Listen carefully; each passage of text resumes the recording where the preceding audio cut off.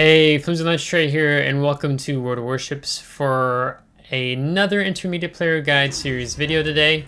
We're here on two brothers, middle tier, against tier 10s and tier 8s. And in this battle, we are in the tier 9 Torpedo Destroyer, the Yugamo, and we're going to be going up against a hybrid, or maybe even more arguably, an enemy Gunboat Destroyer. Being the tier 10 Pan-Asian Lucian. And I'm really trying to figure out in my head right now how I want to title this video. Because in one sense, you could title it Zoning Out an Enemy Destroyer, right? And you can kind of do that with several different types of ships. I could do it in a Radar Minotaur, or I could do it in a Des Moines, zone them out with a cruiser, right? But at the same time, what this, I feel like more of this battle gets at is, how do you, in a Torpedo Destroyer, go up against an enemy hybrid, enemy Gunboat Destroyer? Which is what's going to happen here between myself and the Lucian, where in one sense I'm definitely zoning him out, but at the same time he's also slightly zoning me out, and we'll kind of get into that when the time comes. In this battle, I will definitely have to say, this video, it's not a sexy video. It's not an exciting video. It's kind of, this is what you do when you find yourself in a situation where you're going up against a hybrid or Gunboat Destroyer when you're in a Torpedo Destroyer. So that's probably really the essence of this video. So in talking about how we get ourselves into this type of situation and what you do, I'm kind of going to switch into more of a play-by-play analysis, so to speak, and what happens here. So we don't know what enemy destroyers on the flank, but if I look, on the mini map now, I think it's a Fletcher. I don't remember that's spotted over on the 10 line. And the Lucian has torpedoes, but he only has deep water torpedoes. Now the Prinz Ruprecht pushing in also has torpedoes. And typically when I'm coming in onto this cap here on Two Brothers, I like to actually have the island against me, so I'm not too worried about radar yet, even though the Stalingrad is moving in. Because typically if you have an enemy destroyer or sub or a battleship that's going to swing torps, they don't really want to throw it at the island. They want to utilize that 3-line and 4-line in those two gaps, right? The gap to behind the Yugamo and the gap just in front of me, where you see Doom positioning up in his D7 Provincian, as we're going to use our torpedo reload booster there. So I decided I'm going to go ahead and move a little bit further away. It seems for now that the Lucian has been pushed off the cap. And the Lucian, honestly, is a really scary destroyer to go up against because, one, he has a much greater DPM, but with his 2x2 130mm guns, he has a 1.42 second reload time, where we in the Yugamo, with our 3x2 127mm guns, have a 5.71 second reload time. And that's before... that's not even building into the guns at all, right? Because you typically build into the torpedoes on the Yugamo. So that means we're going to have to be wise and smart with this enemy Lucian if we are to continue to encounter him, which we are here shortly. So for now, I decide I'm going to go ahead and go a little bit more further out and around here as we get the solo cap here. We're so far in terms of map positioning, the enemy team's down one ship, but we seem to be doing okay, so there doesn't seem like there's not an immense pressure on us. But ideally, when you're playing Yugamo, you want to be able to get up maybe in the enemy spawn, perhaps. This is pretty cruiser, battleship-rich environment back here. I'd love to get these hard-hitting Yugamo torpedoes in the water back here. But who's blocking us from doing that? It's going to be the Lucian. He's going to be a bit of a pain for us. Now, one of the reasons why this is going to be, and kind of one of the key ways I'm going to show you in how to go up against a hybrid Gunboat Destroyer, is typically your Torpedo Destroyers have the better concealment at the sacrifice of giving up reload DPM on their main battery guns, right? Now, the Lucian is a bit tricky because he gets a, if you build for it, he can get a max 5.8 kilometer concealment, where we here on the Yugamo have a 5.5 kilometer concealment. So you can see we just ran into each other there, and he had his Hydra up as well as his Hydra. Let me double check. Is a 5.5 kilometer Hydra. And we already lost, what is that? About 5,000 hit points just from that brief encounter and trying to disengage. Now, we never fired our guns. That's the big thing here. In Yugamo, we will definitely lose a gunfight against the Lucian. So we have to practice not opening our guns up at this point in time, because the Lucian, you know, he was full health when he was spotted, right? Another thing that's really overpowered about the Lucian is that it gets a heavy repair teams. Now, if you don't take India Delta, the max HP per heal is 7,200 hit points on a destroyer. And when he takes Survivability Expert on the Lucian, it's 24,000. Thus, I don't know if there's a way to get more hit points. I think with a commander that, yeah, I can give you an enhanced survivability expert. So thus bolstering yourself up even more to 24,500 hit points, if I'm looking at this correctly.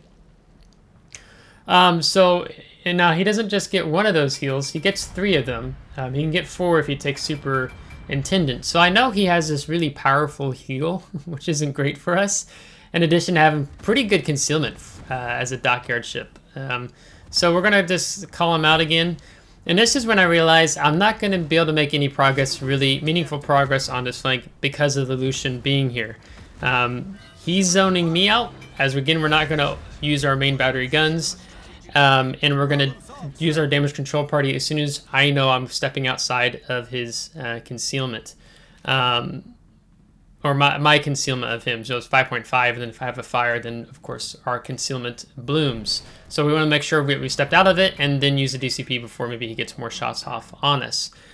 So this is essentially what we have to do in this situation. We can't push in.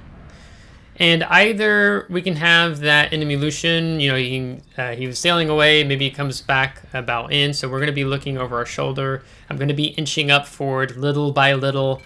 So if he does appear, I can quickly begin to try to accelerate and have my team help.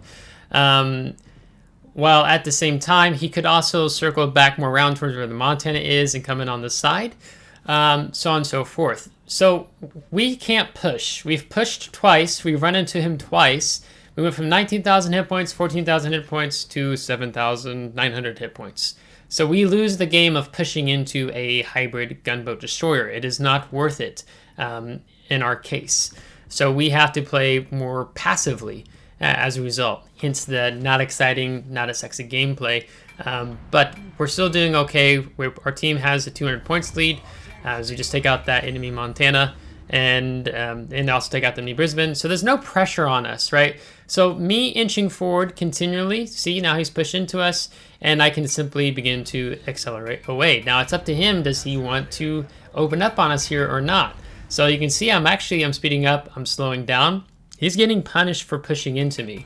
That is your strength in this scenario. When you have a gunboat hybrid destroyer like the Lucian pushing in on you when you're a torpedo destroyer, or, you know, you can fill in the blank, right? It's a Ragnar. You know, granted, Ragnar has a radar. It could be a Gearing. It could be a Daring. It could be Harugamo, right? And what helps us a lot in this situation, because this is going to be situational, of course, due to many factors. And one is, you know, enemy team is more 5-line and over. And you have this big island here, right? 2 big islands here on Two Brothers, where my team is kind of playing much more defensive than being on the EF line. So essentially, they don't have much to shoot at. So whenever that Lucian appears, my team has been doing a pretty good job in focus firing him. And that's been great for us, right? That's really what we want our team to be doing here in this situation. Now, in the meantime, I'm going to be keeping an eye on this Montana. We're going to go ahead and use our torpedo reload booster, and I believe we're going to go ahead and try to drop these on the Monty in case he keeps trying to reverse here. As we just want to be like, you know, what's this Richelieu up to? Is he going to push in? What's this Montana up to? And so we're going to just go ahead and sling those out behind us. So we're still useful here. We're still getting spotting damage. You see we're over 88,000 spotting damage with just the 1 solo cap thus far. And again, we're inching forward, utilizing our propulsion a little bit. So if he does appear on us, then we can just simply begin to accelerate even further away. Now the interesting thing about this is the Lucian, he has torpedoes. He gets 10 533mm deep water torpedoes.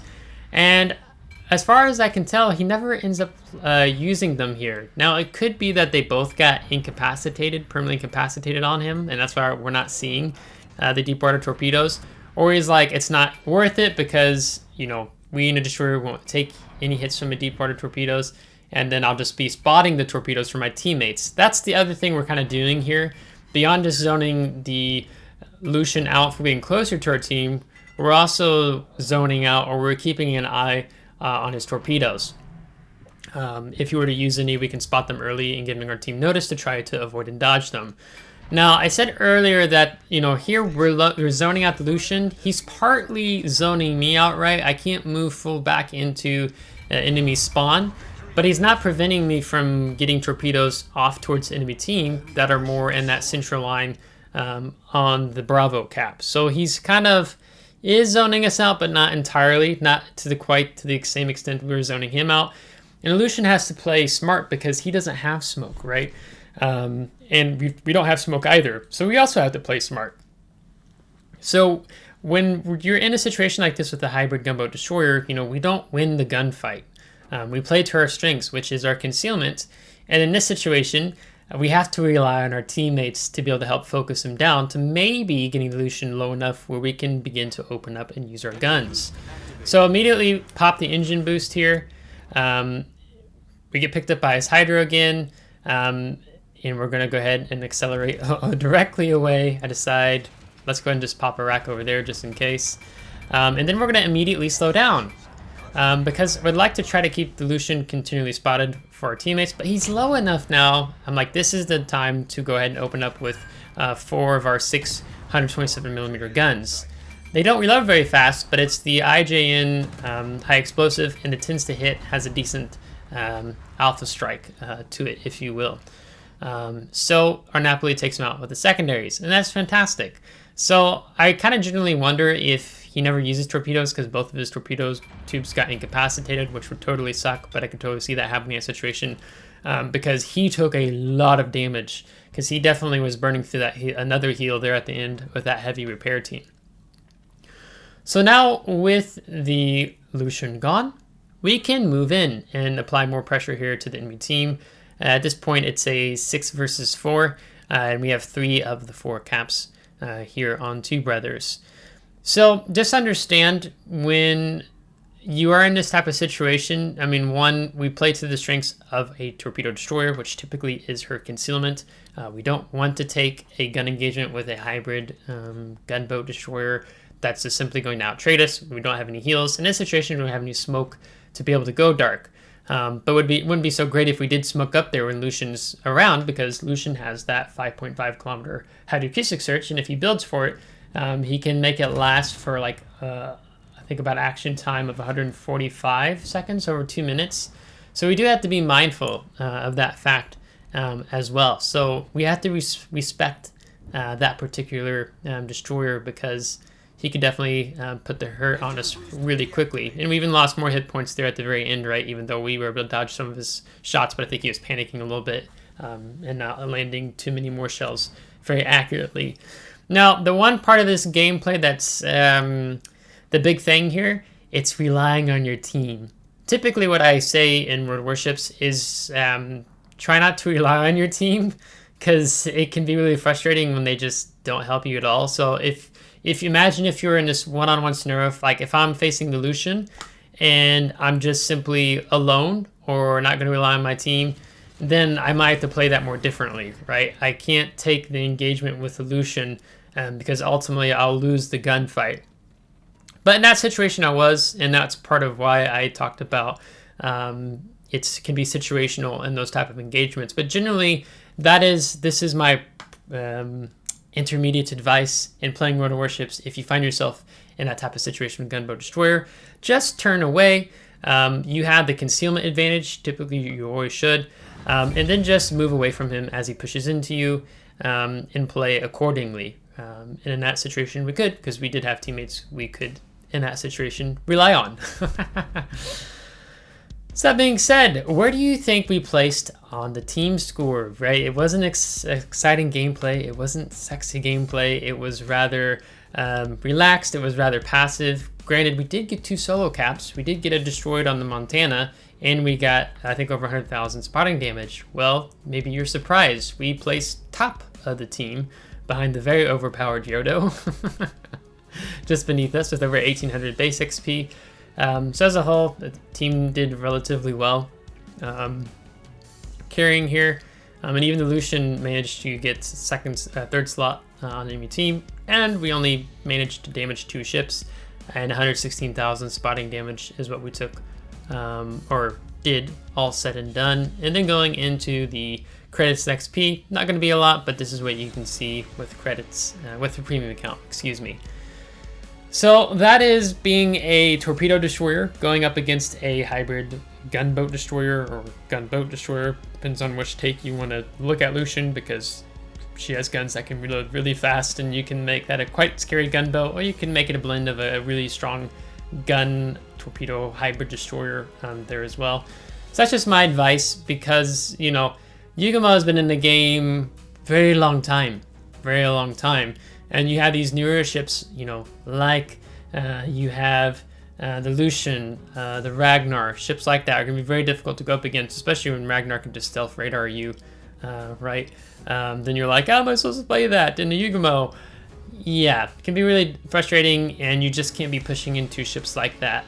As this game evolves and more ships get introduced that perhaps can be much more powerful. So what is Yugamo's strength? It's her torpedoes, it's her concealment, having that torpedo reload booster or the smoke.